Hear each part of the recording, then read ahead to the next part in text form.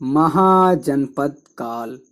ईसा पूर्व 6ठी शताब्दी का काल भारतीय इतिहास में एक महत्वपूर्ण काल बिंदु के रूप में स्थापित है।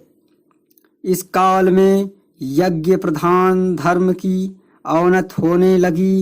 लोहे की खोज ने एक नवीन कृषि प्रणाली का विकास किया, जिससे उत्पादन अधिशेष हुआ और बड़ी बस्तियां प्रादुर्भाव का मार्ग प्रशस्त हुआ। इसी कारण से भारतीय राजनीतिक पटल पर महाजनपदों का उदय हुआ। 6ठी शताब्दी ईसा पूर्व में गंगा यमुना दोआब एक बिहार में लोहे के प्रचुर प्रयोग के कारण अधिशेष उत्पादन होने लगा था, जिसके परिणाम स्वरूप उत्तर वैदिक काल के जनपद अब महाजनपदों में परिवर्तित हो रहे थे। यद्यपि ऋग्वेद में जनों का उल्लेख हुआ है, परंतु जनपद की चर्चा इसमें नहीं है। सर्वप्रथम जनपद शब्द का प्रयोग ब्राह्मणों में मिलता है। इससे निष्कर्ष निकलता है कि जनपद का उदय ब्राह्मण काल में हुआ होगा। महात्मा बुद्ध के आविर्भाव के पूर्व भारत वर्ष में 16 महाजनपदों में विभक्त था। महाजनपदों के उदय के कारण 6ठी शताब्दी ईसा पूर्व में महाजनपदों का उदय अनेक कारणों से संभव हुआ। इसमें सबसे महत्वपूर्ण था उत्तर वैदिक काल में कुछ महत्वपूर्ण आर्थिक परिवर्तन। वस्तुतः इस काल में कृषि प्रक्रिया से सुदृढ़ होने से नवीन आर्थिक परिवर्तन महसूस किए गए। युद्ध के उपकरणों में लोहे का प्रयोग तथा समन्वित कृषि व्यवस्था ने अवशेषी को स्थिति उत्पन्न कर दी। कबीलाई तत्वों के कमजोर पड़ने से क्षेत्रीयता की भावना का विकास हुआ तथा क्षेत्रीय राज्यों का उदय हुआ। ये राज्य 2 प्रकार के थे, राजतंत्रात्मक राज्य एवं गणतंत्रात्मक राज्य। राजतंत्रात्मक राज्य अंग, मगध, काशी, कौशल, चेदी, वर्षकुर, पांचाल, मत्स्य, सूरसेन, अस्मक, अवंती, गांधार, कंबोज और अगला है गणतंत्रात्मक राज्य। गणतंत्रात्मक राज्यों में कपिलवस्तु के शाक, पावा के मल्ल, सुमसुमारी के भग, कुशीनारा के मल्ल, अरकप्प के बुल, पिप्पलीवन के मोरई, केशपुत्र के कालाम, मिथिला के विदेह और रामग्राम के कोली, वैशाली के लिच्छवी। मगध राज्य का उत्कर्ष। बृहद्रथ वंश। महाभारत तथा पुराणों में उल्लेख है कि मगध के प्रारंभिक राजवंश की स्थापना वस्त के पुत्र जरासंध के पिता बृहद्रथ ने की। अनुमान है कि इस वंश का अंत ईसा पूर्व 6ठी शताब्दी में हुआ। बौद्ध ग्रंथों में बृहद्रथ वंश का कोई उल्लेख नहीं है। हर्यक वंश 544 ईसा पूर्व से 412 ईसा पूर्व। बिंबिसार 544 ईसा पूर्व से 492 ईसा पूर्व। इस वंश का सबसे प्रतापी राजा बिंबिसार था। जैन साहित्य में बिंबिसार को श्रेणी कहा गया है। उसने वैशाली, कौशल आदि राज परिवारों में वैवाहिक संबंध स्थापित किए। वह अपने राज्य को कुशल प्रशासक था। उसने कौशल नरेश प्रसेनचित की बहन महाकोशला के साथ विवाह किया तथा दहेज में 1 लाख की वार्षिक आय वाला काशी प्रांत प्राप्त किया।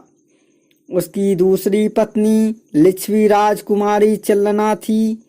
बुद्ध घोष के अनुसार बिंबिसार के साम्राज्य में 80,000 गांव थे। उसने राजगृह नामक नवीन नगर की स्थापना कराई थी। बुद्ध से मिलने के बाद उसने बौद्ध धर्म ग्रहण कर लिया तथा बेलवन नामक उद्यान बुद्ध तथा संघ के निमित्त प्रदान कर दिया। महावंश के अनुसार उसने 52 वर्ष राज्य किया। इतिहासकारों ने इसका काल 545 ईसा पूर्व से 492 ईसा पूर्व की निश्चित की है। अंतिम समय में उसके पुत्र अजातशत्रु ने उसका वध करके राज्य हासिल कर लिया।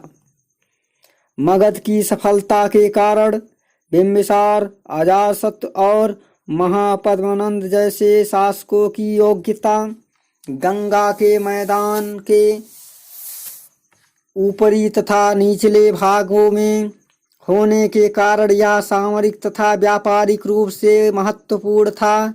घने जंगलों के कारण हाथी तथा लकड़ी प्राप्त होती थी। खनिज संसाधनों की प्राप्ति, विशेषकर लोहा, कृषि में लोहे का प्रयोग, विस्तृत उपजाऊ मैदान तथा प्राकृतिक सुरक्षा से युक्त अजातशत्रु 492 से 460 ईसा पूर्व, इसे कुड़िक भी कहा जाता था, यह घोर साम्राज्यवादी था। उसने कौशल, काशी तथा वज्र संघ पर विजय प्राप्त की।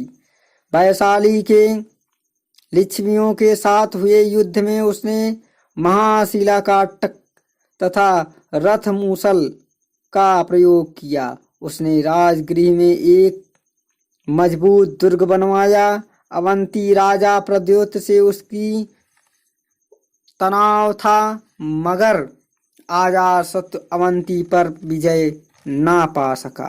अजातशत्रु धार्मिक दृष्टिकोण से उदार था। आरंभ में वह बुद्ध का विरोधी था, मगर बाद में उसका अनुयायी बन गया। भरहुत स्तूप की एक वेदिका के ऊपर अजातशत्रु को भगवान बुद्ध की वंदना करते हुए उत्कृष्ट किया गया है। बुद्ध के कुछ अवशेषों को लेकर उसने राजगृह के एक स्तूप निर्माण कराया। उसके शासनकाल में राजगृह में सप्तपर्णी गुफा में 483 ईसा पूर्व में प्रथम बौद्ध सभा का आयोजन किया गया, जिसमें बुद्ध की शिक्षाओं का सुत्त पिटक तथा विनय पिटक में संकलन कराया गया। पुराणों में के अनुसार उसने 28 वर्ष तक, बौद्ध साक्ष्य के अनुसार 32 वर्ष तक शासन किया। अजातशत्रु की हत्या उसके पुत्र उदयन द्वारा कर दी गई। उदयन या उदयभद्र 460 से 444 ईसा पूर्व। महावंश के अनुसार 16 वर्ष तक राज्य किया, किंतु बौद्ध साहित्य में उसे प्रतिहंता बताया गया है। गार्गी संहिता में वह वायु पुराण के आधार पर उसने गंगा एवं सोन नदी के संगम पर पाटलिपुत्र नामक नगर की स्थापना की। वह जैन माता अनुयायी था। राजधानी के मध्य में उसने एक जैन चैत्यगृह का निर्माण कराया था। पुराणों के अनुसार उसने 32 वर्ष तक राज्य किया। बौद्ध साहित्य के अनुसार उदयन के बाद अनिरुद्ध, मुंड तथा नागदर्शक ने मिलकर 412 ईसा पूर्व तक शासन किया। बिंदु शिशुनाग वंश